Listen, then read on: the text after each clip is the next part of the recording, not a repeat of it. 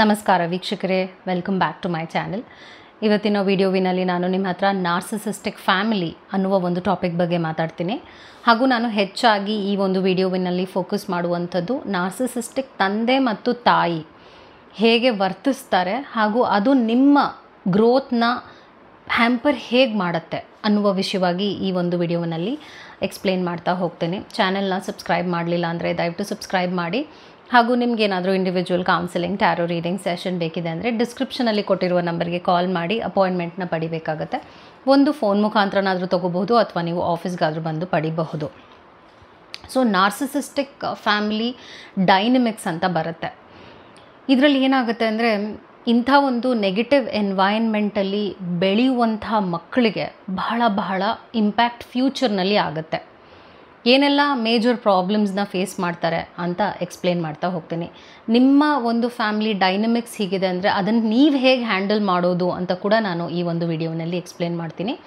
So practically ನಿಮಗೆ ಒಂದಷ್ಟು solutions ಕೂಡ ಸಿಗುತ್ತೆ. ಹಾಗೂ ನಿಮ್ಮ ಲೈಫ್ನಲ್ಲಿ ಅಥವಾ ನಿಮ್ಮ ಫ್ಯಾಮ್ಲಿನಲ್ಲಿ ಈ ಥರ ನಿಮ್ಮ ಅಪ್ಪ ಅಮ್ಮ ನಡ್ಕೊಳ್ತಿದ್ದಾರೆ ಅಂತ ಕೂಡ ನೀವು ಗ್ರಹಿಸ್ಕೋಬೋದು, ಅಂದರೆ ಅರ್ಥ ಮಾಡ್ಕೋಬೋದು. ಸೊ ಇಲ್ಲಿ ಏನಾಗುತ್ತೆ ಅಂದರೆ, ನಾರ್ಸಿಸಿಸ್ಟಿಕ್ ಫ್ಯಾಮ್ಲಿಲಿ ಬೆಳೆಯುವಂಥ ಮಕ್ಕಳು ಕೂಡ ಒಂಥರ ರೂಟ್ಸ್ನಲ್ಲೇ ಈ ಥರ ಎಲ್ಲ ನೆಗೆಟಿವ್ ಆಗಿ ಬೆಳೀತಾ ಬರ್ತಾರೆ. ಒಂದು ನಾರ್ಸಿಸಿಸ್ಟಿಕ್ ಪೇರೆಂಟ್ಸ್ ಆಗಿದ್ದರೆ ಅವರು ಹಾಗೆ ಅದನ್ನು ಆ ಒಂದು ಆ್ಯಟಿಟ್ಯೂಡ್ನ ಬೆಳೆಸ್ಕೊಂಡು ಹೋಗ್ತಾರೆ. ಯೂಶ್ವಲಿ ನಾರ್ಸಿಸಿಸಮ್ ಅಂದರೆ ಏನು ಅಂತ ನೀವು ಕೇಳ್ಬೋದು. ಅಕಾರ್ಡಿಂಗ್ ಟು ಸೈಕಾಲಜಿ ಅದು ಒಂದು ಆ್ಯಟಿಟ್ಯೂಡ್, ಗ್ರ್ಯಾಂಡಿಯೋಸ್ ಆ್ಯಟಿಟ್ಯೂಡ್ ಅಂತ ಹೇಳ್ತೀವಿ. ನಾನೇ ಬೆಸ್ಟ್ ಹಾಗೂ ನನ್ನನ್ನು ಮೀರಿ ಇನ್ಯಾರೂ ಬೆಳಿಬಾರ್ದು ಮತ್ತು ನನ್ನ ಲೈಫ್ನಲ್ಲಿ ಏನೇ ನಡೆದರೂ ಕೂಡ ಬೆಸ್ಟಾಗೇ ನಡಿಬೇಕು, ಪಾಸಿಟಿವ್ ಆಗೇ ನಡಿಬೇಕು ಹಾಗೂ ಖುಷಿಯ ಮೂಮೆಂಟ್ಸ್ ನನ್ನ ಲೈಫ್ನಲ್ಲಿ ನಾನು ಪಡಿಬೇಕು. ಗೆಲುವನ್ನೋದು ನಾನು ಸಾಯೋವರೆಗೂ ಇರಬೇಕು. ಇವರಿಗೆ ಸೋಲನ್ನು ಆಕ್ಸೆಪ್ಟ್ ಮಾಡ್ಕೊಳ್ಳೋಕ್ಕೆ ಆಗೋದಿಲ್ಲ. ಹಾಗೂ ಬೇರೆಯವರನ್ನು ಹೇಗೆ ಯೂಸ್ ಮಾಡ್ಕೊಳ್ಳುವುದು, ಅವರಿಂದ ಹೇಗೆ ನಾನು ಲಾಭವನ್ನು ಪಡೆಯುವಂಥದ್ದು, ಇಂಥ ಒಂದು ಯೋಚನೆಯಲ್ಲೇ ಮುಳುಗಿರ್ತಾರೆ. ಹಾಗೂ ಏನಾದರೂ ಒಂದು ಫ್ರೆಂಡ್ಶಿಪ್ನ ಬೆಳೆಸಿದ್ರು ಕೂಡ ಅವ್ರದ್ದೇ ಆದ ಒಂದು ಉಪಯೋಗಕ್ಕೆ ಅವರು ಹತ್ತಿರ ಆಗಿರ್ತಾರೆ. ಸೊ ಈ ಥರ most of the negative trades ಇರುತ್ತೆ ಇಂಥ ನಾರ್ಸಿಸಿಸ್ಟ್ ವ್ಯಕ್ತಿಗಳಲ್ಲಿ. ಈ ಥರ ಅಪ್ಪ ಅಮ್ಮನೇ ವರ್ತಿಸುವಾಗ ಮಗು ಅನ್ನುವಂಥದ್ದು ಏನು ಕಲಿಬೋದು ಅಂತ ನೀವು ಕ್ವೆಶ್ಚನ್ ಮಾಡ್ಕೋಬೇಕು.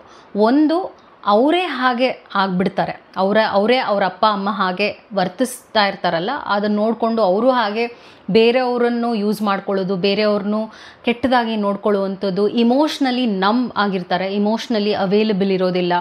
ಈ ಥರ ಎಲ್ಲ ಒಂದು ರೀತಿಯಾಗಿ ಬೆಳೀತಾರೆ. ಇನ್ನೊಂದು ಕ್ಯಾಟಗರಿ ಇರುತ್ತೆ, ಇಲ್ಲೇನಾದರೂ ಸಿಬ್ಲಿಂಗ್ಸ್ ಇದ್ದಾರೆ. ಸಿಬ್ಲಿಂಗ್ಸ್ ಅಂದರೆ ಈ ಒಂದು ಫ್ಯಾಮ್ಲಿನಲ್ಲಿ ಒಂದು ಅಪ್ಪ ಆದರೂ ಆಗಿರ್ಬೋದು ನಾರ್ಸಿಸಿಸ್ಟ್, ಅಥವಾ ಅಮ್ಮ ಆದರೂ ಆಗಿರ್ಬೋದು ನಾರ್ಸಿಸಿಸ್ಟ್. ಇಲ್ಲಿ ಸಿಬ್ಲಿಂಗ್ಸ್ ಇದ್ದಾಗ ಇನ್ನೂ ಕಾಂಪ್ಲಿಕೇಶನ್ ಆಗುತ್ತೆ. ಯಾಕೆ ಅಂದರೆ, ಈಗ ಒಂದು ತಂಗಿ ತಮ್ಮ ಅಥವಾ ಅಣ್ಣ ತಂಗಿ ಈ ಥರ ಇದ್ದಾಗ ಕಂಪ್ಯಾರಿಸನ್ ಜಾಸ್ತಿ ಆಗುತ್ತೆ. ಅಂದರೆ ಒಂದು ಸ್ಟಾರ್ ಕಿಡ್ ಅಂತ ಹೇಳ್ತೀವಿ, ಫ್ಯಾಮ್ಲಿಲಿ ಒಂದು ಸ್ಟಾರ್ ಕಿಡ್ ಅಂತ ಇದ್ದೇ ಇರುತ್ತೆ. ಅಂದರೆ ಎಲ್ಲ ಅಟೆನ್ಷನ್ನು ಆ ಮಗುಗೆ ಸಿಗ್ತಾ ಇರುತ್ತೆ. ಆವಾಗ ಆ ಮಗು ನಾರ್ಸಿಸಿಸ್ಟ್ ಆಗುವ ಹೈ ಚಾನ್ಸಸ್ ಇರುತ್ತೆ. ಯಾಕಂದರೆ ನನಗೆ ಸಿಗುವ ಅಟೆನ್ಷನ್ ಬೇರೆ ಫ್ಯಾಮಿಲಿ ಮೆಂಬರ್ಸ್ಗೆ ಸಿಗಬಾರ್ದು, ಬೇರೆ ನನ್ನ ಸಿಬ್ಲಿಂಗ್ಸ್ಗೆ ಸಿಗಬಾರ್ದು, ಅಂದರೆ ನನ್ನ ಅಣ್ಣ ತಮ್ಮಂದ್ರಿಗೆ ಸಿಗಬಾರ್ದು ಅನ್ನುವಂಥ ಒಂದು ಆ್ಯಟಿಟ್ಯೂಡ್ ಬೆಳೆಯುತ್ತೆ. ಹಾಗೂ ನೋಡು, ಇವನಿಷ್ಟೆಲ್ಲ ಸ್ಕೋರ್ ಮಾಡ್ತಾ ಇದ್ದಾನೆ, ನೀನು ದಡ್ಡ, ನಿನಗೇನೂ ಮಾಡೋಕ್ಕೆ ಬರಲ್ಲ ಅಂತ ಬಾಲ್ಯದಿಂದನೇ ಅಪ್ಪ ಅಮ್ಮ ಈ ರೀತಿಯಾಗಿ ಒಬ್ಬರನ್ನ ಮೆರೆಸಿ ಇನ್ನೊಬ್ಬರನ್ನ ತೀರಾ ಕೀಳಾಗಿ ನೋಡಿಕೊಂಡಾಗೂ ಕೂಡ ಅವರ ಸೆಲ್ಫ್ ಎಸ್ಟೀಮ್ ಮತ್ತು ಕೀಳರಿಮೆ ಅನ್ನೋದು ಹೆಚ್ಚಾಗ್ತಾ ಹೋಗುತ್ತೆ. ಇನ್ಫೀರಿಯಾರಿಟಿ ಕಾಂಪ್ಲೆಕ್ಸ್ ಇಂಥ ಮಕ್ಕಳಲ್ಲಿ ಬೆಳೆಯುತ್ತೆ.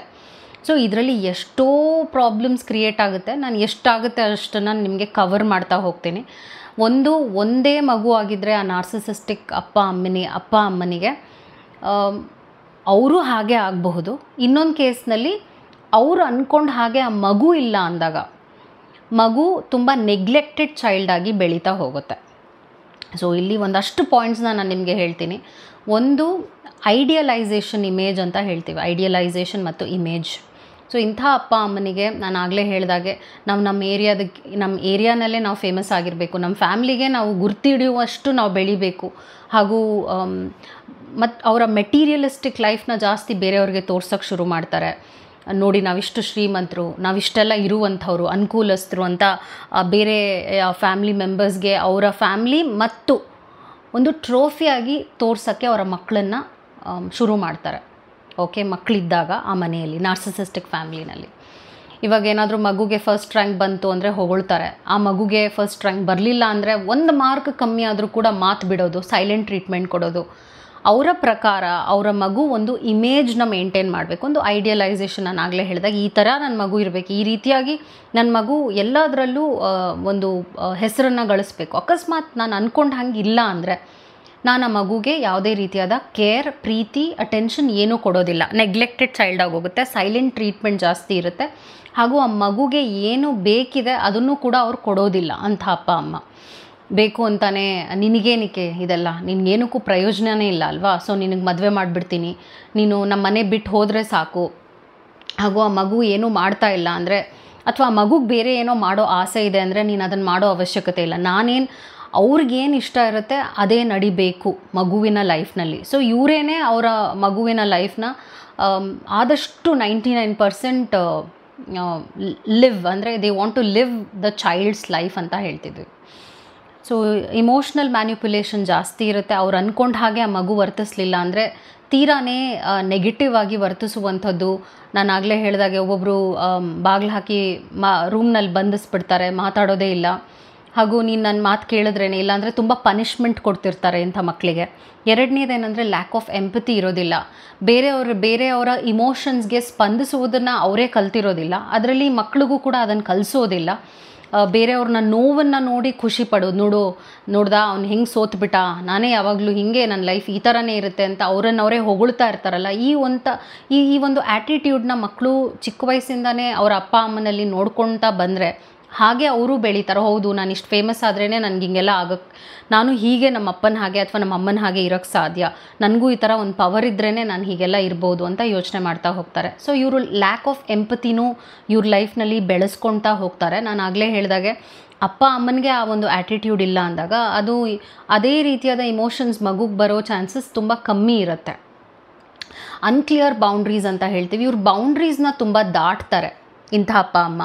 ಬೇರೆಯವ್ರ ಮನೆಗೆ ಏನು ಮಾತಾಡ್ದೇ ಹೊರಟೋಗೋದು, ಹಾಗೂ ಬೇರೆ ಅವ್ರಿಗೆ ಮುಜುಗರ ಆಗ್ತಾ ಇದೆ ಅಂದರೂ ಕೂಡ ಅದನ್ನೇ ಚುಚ್ಚಿ ಮಾತಾಡುವಂಥದ್ದು, ಹಾಗೂ ಅವ್ರಿಗೆ ಏನೋ ಒಂದು ಹಿಡಿಸ್ತಾ ಇಲ್ಲ ಅಂದರೆ ಅದನ್ನೇ ಮಾಡುವಂಥದ್ದು. ಸೊ ಇದನ್ನೇ ನಾವು ಬೌಂಡ್ರೀಸ್ನ ಕ್ರಾಸ್ ಮಾಡೋದು ಅಂತ ಹೇಳ್ತೀವಿ.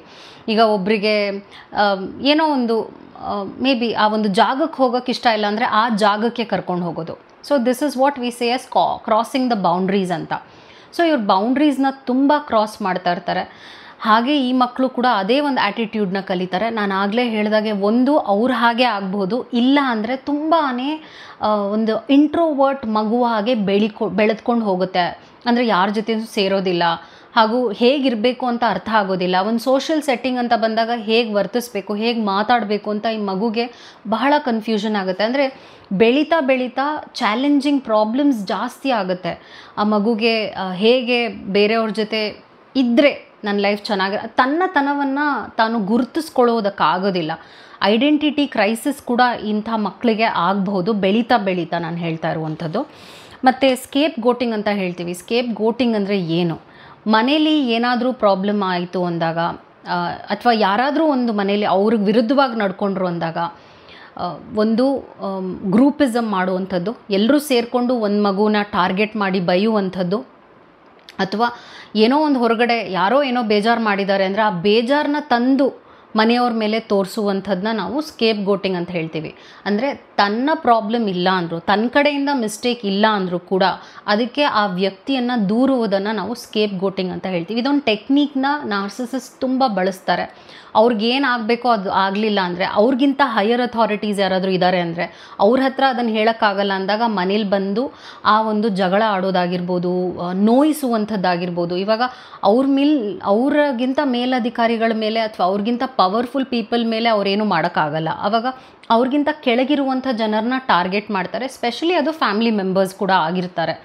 ಸೊ ಈ ಒಂದು ಆ್ಯಟಿಟ್ಯೂಡ್ನ ಮಕ್ಕಳ ಮೇಲೆ ಮಾಡುವಂಥದ್ದು. ಈಗ ಮನೇಲಿ ಆಚೆ ಏನೋ ಟೆನ್ಷನ್ನ ಮಕ್ಕಳ ಮೇಲೆ ತಂದು ತೋರಿಸೋದು, ಬೈಯೋದು, ಹೊಡೆಯೋದು, ಕೆಟ್ಟದಾಗಿ ಮಾತಾಡುವಂಥದ್ದು ಇದೆಲ್ಲ ನಡೆಯುತ್ತೆ. ಇದನ್ನು ನಾವು ಸ್ಕೇಪ್ ಗೋಟಿಂಗ್ ಅನ್ನುವಂಥ ಒಂದು ಟರ್ಮ್ ತುಂಬ ಇವರು ಬಳಸ್ತಾರೆ ಅವರ ಒಂದು ಫ್ಯಾಮ್ಲಿನಲ್ಲಿ. ಹಾಗೂ ಇವ್ರಿಗೆ ಅಟೆನ್ಷನ್ ಯಾವಾಗಲೂ ಬೇಕಾಗುತ್ತೆ, ಅಡ್ಮಿರೇಷನ್ ಯಾವಾಗಲೂ ಬೇಕಾಗುತ್ತೆ. ಮಗುವಿಗೆ ಏನು ಬೇಕು, ಮಗುಗೇನು ಇಷ್ಟ, ಮಗುಗೇನು ಇಷ್ಟ ಇದೆ, ಏನು ಇಷ್ಟ ಇಲ್ಲ, ಅದೇನೋ ಅವ್ರಿಗೆ ತಿಳ್ಕೊಳಕ್ಕೆ ಇಷ್ಟ ಇಲ್ಲ. ನನಗಿವಾಗ ಮ್ಯಾಗಿ ಇಷ್ಟ, ನಂಗೆ ನೂಡಲ್ಸ್ ಇಷ್ಟ, ನನಗೆ ಗೋಬಿ ಇಷ್ಟ ಅಂದರೆ ನನ್ನ ಮಗುಗೂ ಅದೇ ಇಷ್ಟ ಇರಬೇಕು, ನನ್ನ ಮಗುನೂ ಅದನ್ನೇ ತಿನ್ನಬೇಕು. ಈ ಥರ ಒಂದು ಆ್ಯಟಿಟ್ಯೂಡ್ನ ಬೆಳೆಸ್ಕೊಂಡು ಬರ್ತಾರೆ. ನನ್ನ ಮಗು ಏನು ತಿಂದರೆ ಇಷ್ಟಪಡುತ್ತೆ ಅಂತ ಅದನ್ನು ಎಕ್ಸ್ಪ್ಲೋರ್ ಮಾಡುವಂಥ ಸ್ಟೇಜ್ನಲ್ಲಿ ಇಂಥ ಅಪ್ಪ ಅಮ್ಮ ಇರೋದಿಲ್ಲ. ಒಂದು ಅಪ್ಪ ಮಾತ್ರ ನಾರ್ಸಿಸಿಸ್ಟ್ ಆಗಿರ್ಬೋದು, ಎರಡು ಅಮ್ಮ ಮಾತ್ರ ನಾರ್ಸಿಸಿಸ್ಟ್ ಆಗಿರ್ಬೋದು, ಒಂದೊಂದು ಕೇಸಸ್ನಲ್ಲಿ ಇಬ್ಬರೂ ಆಗಿರ್ತಾರೆ. ಆವಾಗ ಅದೊಂಥರ ಟಾಕ್ಸಿಕ್ ಫ್ಯಾಮ್ಲಿ ಆಗೋಗುತ್ತೆ.